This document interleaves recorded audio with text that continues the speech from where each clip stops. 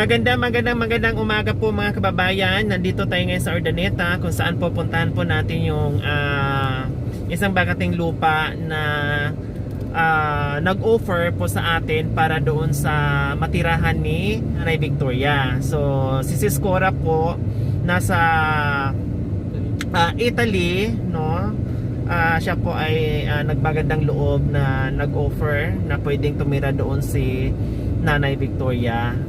So ang gagawin po natin, titinan po natin yung lugar ngayon na pwede natin malagyan ng kubo, kung gaano po kaluwag yung daanan, kung pwede bang makapasok na yung yaring kubo na po na nabibili para hindi na po tayo kukuha ng karpintero, para hindi po mapamahal, no? Mas maganda yung kubo na lang ang bibili natin and then ilagay na lang natin doon, tapos yung mga bawat poste sementohin na lang po natin para hindi po siya mabasa sa ulan, hindi po rurupok agad. So ngayon, puntahan natin, kasama natin ngayon yung hipag ni Sis Cora para i-guide tayo papunta doon sa lugar na yon. So abangan nyo po mga kababayan, dahil papunta na kami. Sana ma-encourage natin si Nanay unti-unti, no? Talagang kakausapin natin at kukunin natin yung loob ni Nanay na makatira siya dito. So maraming salamat po sa inyong ginintoang puso, Ma'am Sis Cora. Maraming salamat po sa iyong kabutihan na talaga nandiyan kayo na handang magbigay ng bagong pag-asa sa mga kababayan natin na lubos nangangailangan. Thank you so much po, Sis Cora. Salamat din po doon sa mga sponsors para doon sa kubo ni Nanay Victoria. Hindi ko po muna mabanggit ngayon dahil aayusin ko pa po yon, and then lahat po ng mga sponsors natin ilista ko po yon, tapos saka ko pa sabihin sa inyo, no? Kasi nag-update lang muna po tayo ngayon. So marami-rami na rin po yung sponsor. Kung hindi ako nagkakamali, more or less 20,000. So titinan po natin mga kababayan dahil i-review po pa po.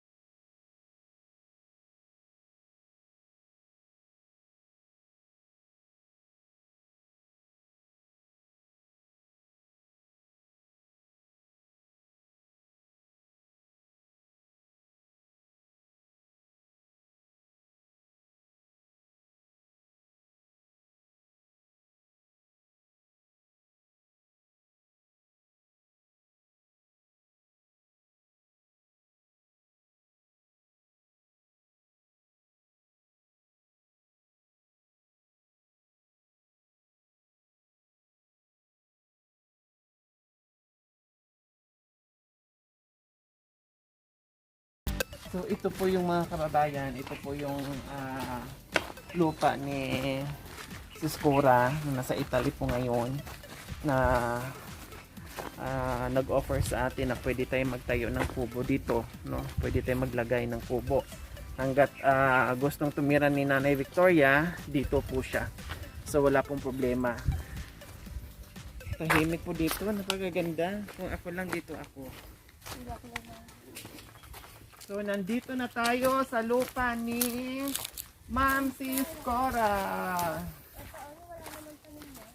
So magtanim na tayo ng talong. Ito hanggang doon sa dulo.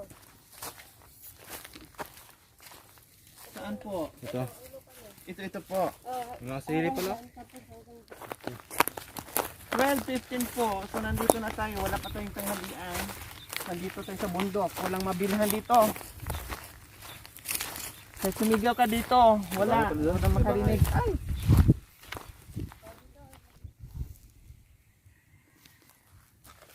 So mga kababayan, no, dito po tayo pwedeng maglagay ng kubo, no.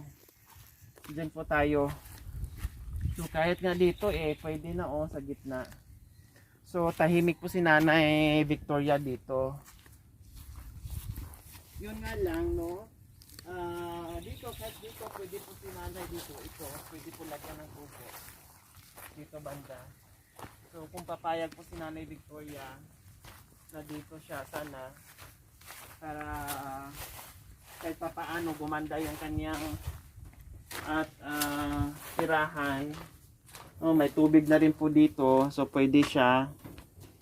Ayan, nasa, kung hindi ako nagkakamali, nasa 3 or 4,000 square meter pa itong lupa na to. So, ayan po mga kababayan, ito po yung aming update. So mamaya, next namin is, papunta kami doon sa, mag-canvas muna kami ng mga kubo, kung saan tayo makamura, no? And then, dadaanan din natin si Nanay Victoria mamaya dahil kakausapin natin muli. Mag-update po tayo ni Nanay Victoria.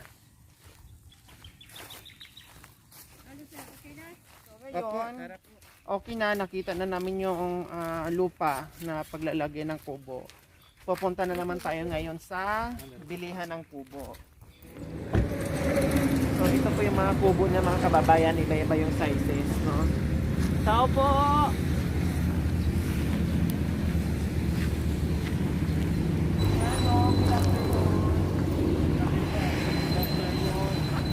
Dati magkano po yung ganitong kubo? 53. 53. Yung maliit po? Parehas lang po. Parehas lang. Yung ganyan po? 21. Yun ang 21,000. Saka ito 18. Medyo maliit. Ng punti. So mag-ano? So mga kababayan, ito po yung kubo. Wala nang tawad yun sa 53? Saan po kayo? Diyan lang po. Ordanita lang din po. Express mo na lang ng 50. So 53 ito mga kababayan, binigay ni Kuya ng 50 daw. Pwede umakyat. So ito po yun. No? Meron ng parang pinaka dine-in niya, and then lalagyan ng TV, lagayan. Tapos ito na po yung nagulat ko, may natutulog. Ito na po yung pinaka-kwarto. Ay, meron pa dito. Meron pa pala tatay, no? Yung isa, papakyat po yan.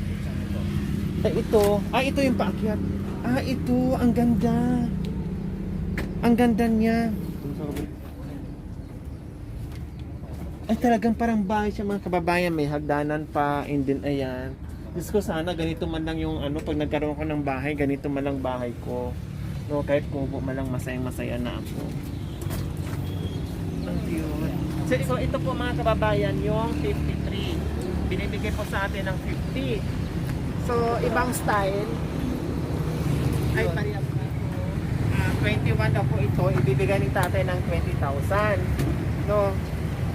So, free delivery na po yon.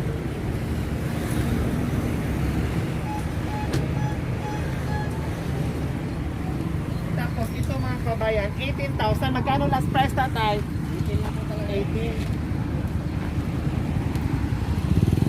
So ito 18,000. So pwede naman na mga kababayan, kahit ito na, no, kasi mag-isa lang naman si Nanay Victoria. Parang manasunog po. So pwede na rin ito kay Nanay Victoria kasi mag-isa lang siya at meron na siya lagayang mga gamit niya, and then maganda na yung tulog niya dito. Tapos itatrapan na lang natin. Okay, pag malakas ang hangin. So ayan, pwede na to siya, no? Kahit ito. Kaya lang wala tong tawad kasi 18,000. Yung kanina 21 bigay ng 20, yung isang 53 bigay ng 50. Babarnishan pa to tatay pag kinuha, di ba? So babarnishan pa nila to, ayusin pa nila to. Maganda na siya, matibay na siya. Masaya na si Nanay Victoria at malamig. So sige po. Sige po tatay ha, babalik ako. 18,000. Ang last nun is 2050. Okay. Salamat po tatay. Ano pangalan po nila? Mel? Mailer. Salamat po tatay.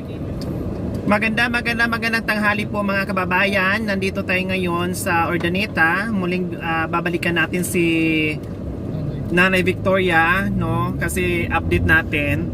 And then maghahatid tayo ng tanghalian niya. Kasi galing po tayo sa lupa, no? Galing kami doon sa isang lupa na inoffer sa atin ni Ma'am Cora Passion, no, na willing malagyan ng kubo yung kanyang lupa at doon titira si Nanay Victoria. So nanggagaling na po tayo doon kanina. Ngayon naman po, daanan muna natin si Nanay. Dala muna natin ng pananghalian niya At so sana yung lupa na yon, no, medyo malayo pero sana kahit papaano papayag si Nanay Victoria na dalhin natin siya doon dahil tahimik doon at napakaganda. Sariwang-sariwa yung hangin, nasa malaking lupa, bakante doon. So, ayan, si Nanay Victoria nagsasaing, mukhang pananghalian niya yan. So, baba tayo at ibigay natin yung kanyang pagkain.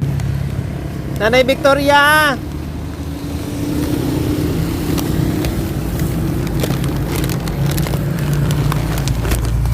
Ay, Diyos ko. Wala yung ano ko nata. Nanay Victoria!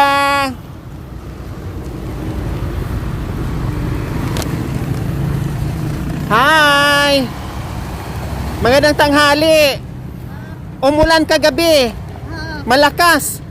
Oh, nabasa ka? Wala. Nabasa ka? Na. Ang lakas ng ulan. Asa ka? Nag-ano kagabi eh? Kanila. Saan? Lumipat ka doon? Tara, punta tayo doon. Ang sa may mong naglungag ka, Nay? Loto na. Hindi pa? Ang sa may ano ni mo, naglungag kag kanon? Oo. Yung sudan ni mo? Yung sardinas. Yung sardinas na binigay namin pa, nandiyan pa? Oo. Sige, upo ka doon. Nabasa dahil kagabi eh, di ay? Tapos ang lakas ng ulan kagabi, di ba? Galing kami doon sa ano. O sige, ano ka muna? O, mananghilian ka muna. Tuwing punta ko dito, tamang-tama, nagsasaing ka. Eh ngayon, mamayang hapon mo na kainin yung sinaing mo. Kain ka muna, bago tayo mag-usap para magkapananghalian ka na. Tingin mo na po dito.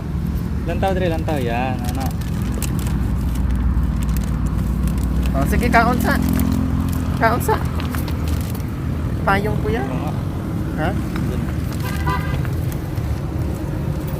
Kaon. Aray ko.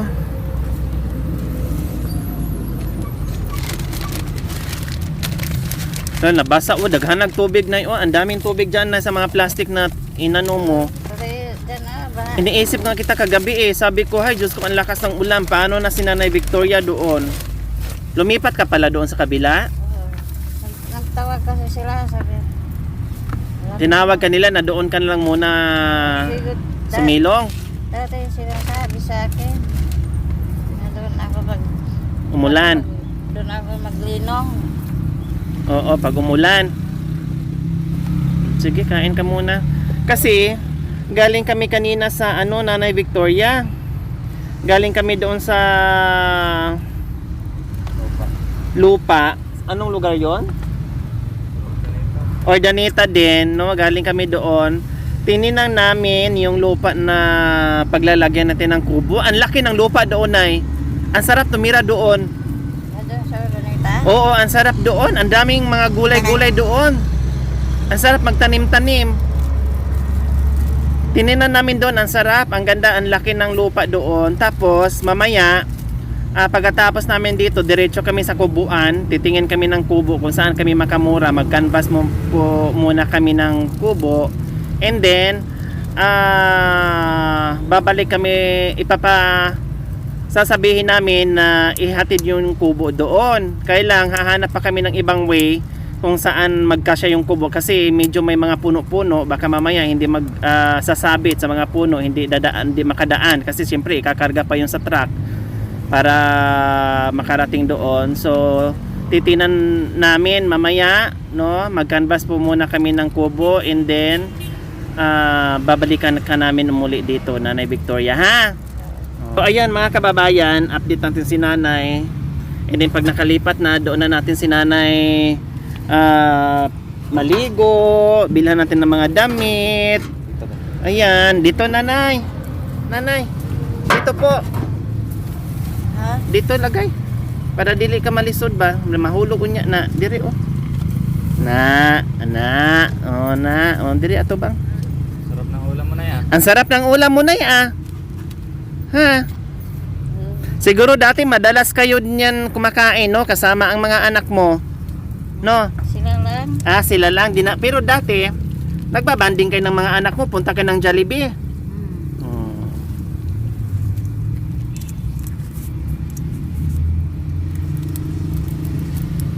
Sige, pagkaon.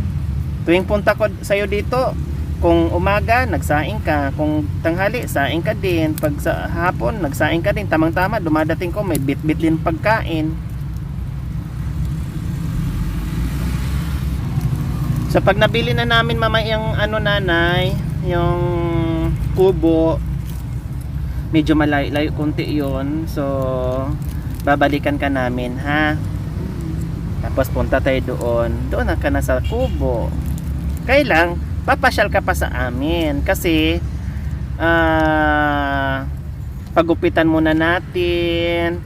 Magbihis muna tayo. Maligo. Bilhan kita ng mga damit mo. Ay nako. Tapos bilhan kita ng heels na 6 inches. Gusto mo na Victoria? Heels? Hindi na. Ha? Butik din yan, ah. Sige lang para di maabot ba? Namingan yung mahaba yung heels mo kahit 10 inches para pagputik diyan o hindi ka hindi ka maputikan, hindi pagbaha, hindi ka aabot sa maabutan ng tubig. Ay, wag pa. Oo, isuot mo yung 10 inches mo na heels. Sino? Punta tayo Villasis. Punta tayo doon sa inyo. Wala na kami doon. Hindi, na doon si Kuya Ryan. San Luces? Kasal na namin bukas. Yung Ryan? Oo, di ba sabi mo buto ka sa akin? Balag din siya. Pumayag siya. Tawas. Sabi niya, sabihin mo kay nanay, kung papayag ka daw sa akin. Sabi ni nanay, pumayag siya. Sabi, sige, pumayag pala si nanay, kundi magpakasal na tayo. Oh. Okay lang. Ugma na biya. Hindi. Pwede. Nye mong trahe, ako apat tong gipatahi. Hindi na abot bukas. Pinaparash ko.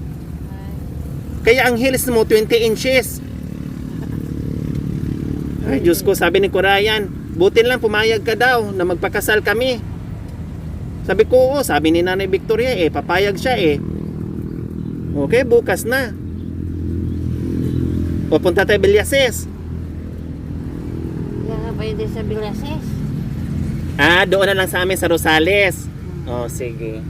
Ayaw talaga ni Nanay umuwi ng Villasis, Pero pag Ordanita or sa bahay namin, gusto niyang sumama. Pero pag Villasis, ayaw talaga niya.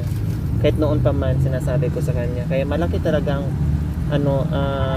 parang malaking trauma sa buhay ni Nanay yung bayan ng Villasis kung saan siya nakatira, parang ayaw niya, parang kumbaga bangungot sa buhay niya ba. Kaya wag na natin pilitin na dalhin natin siya sa Villasis kasi gusto niya, siguro itong way na nandito siya na ayaw niya doon sa lugar niya, sa bahay niya, kasi ito yung way na makakalimutan niya kung ano man yung napagdaanan niya. So, at nakakagaan sa kanyang kalooban. So, wag natin pilitin dalhin sa Villasis. Punta na lang ng ibang lugar katulad ng Ordaneta or pasya natin sa bahay. So, ganun lang. Nanay na! Pag ganyan, oo ka agad siya. Hagog mo na ito. Mamaya ka na uli. Gagmay. So, kunti-kunti lang talaga kumain si nanay mula pa noon. Kunti-kunti lang siya kumakain. Kinakain niya. Kunti-kunti lang yung kinakain niya. Mamaya mo na naman kainin. Sige, tiis lang na ha. Kunti na lang. Kunting tiis na lang. Makakalipat ka na din. Kasi tayo ay sobrang busy sa araw-araw. Ang dami natin ginagawa. Pero ginagawa po yung paraan na makasingit-singit dito sa iyo para sa iyong tirahan. Ha, Nanay Victoria, ha? So, yung ating mga sponsor, maraming salamat po muli sa sponsor ni Nanay Victoria. Babanggitin ko po doon sa pag nandiyan na po yung kubo. Kasi i-review ko po lahat yung titinan ko pa, i-review ko pa lahat kung sino-sino yung mga sponsor ni Nanay Victoria para doon sa pagkubo niya. So kung hindi ako nagkakamali, more or less nasa 20,000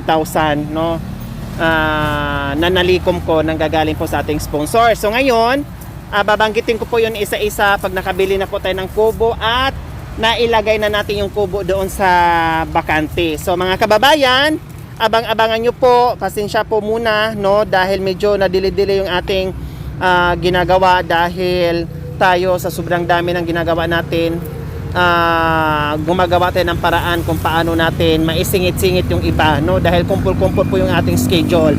So mga kababayan, maraming salamat po muli sa ating sponsor para dito sa bahay kubo ni Nanay Victoria. Pakiantay-antay nyo lang po, and then saka ko na lang po banggitin yung inyong mga pangalan dahil i-review ko pa po yon kung sino-sino po yung nagbigay para dito sa pabahay kubo ni Nanay Victoria. Maraming salamat po muli sa inyong lahat na walang sawang sumuporta sa aking YouTube channel at sa mga taong lubos nangangailangan. Nawa ay pagpalain ko ng Panginoong Diyos araw-araw para marami pa tayong masagip na buhay na tulad nila. Maraming salamat po. Ayan mga kababayan, huwag niyo pong kalimutan paki-share at subscribe sa aking YouTube channel, Lori Aquino Talita. Maraming salamat po. God bless us all. Bye-bye. Bye, Nay. Pagkaon ha? Ay pag lipas-lipas gutom ba? Pagkaon jod ha? Okay, diri ka tambay o sa kanang dili kay init. Kay init kay dira.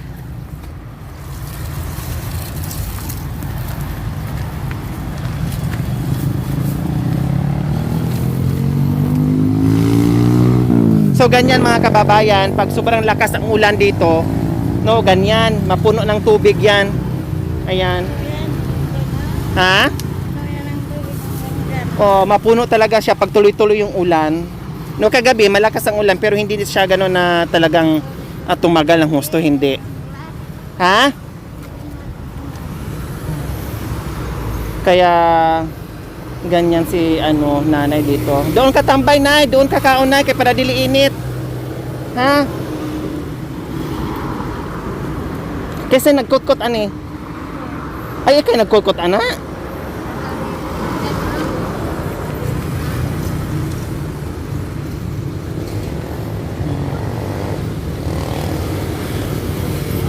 Sige lang siya ganyan, obra-obra ng mga gawa-gawa niya mga ganyan. Kung saan mapulot niya. Ito sa magkabahay nga, kaya lang puro bubong yan. Oh, dala ka tambay, Nay, ha. Para hindi hindi mainit. Oh, sige na, bye-bye, Nanay. Nanay. Bye.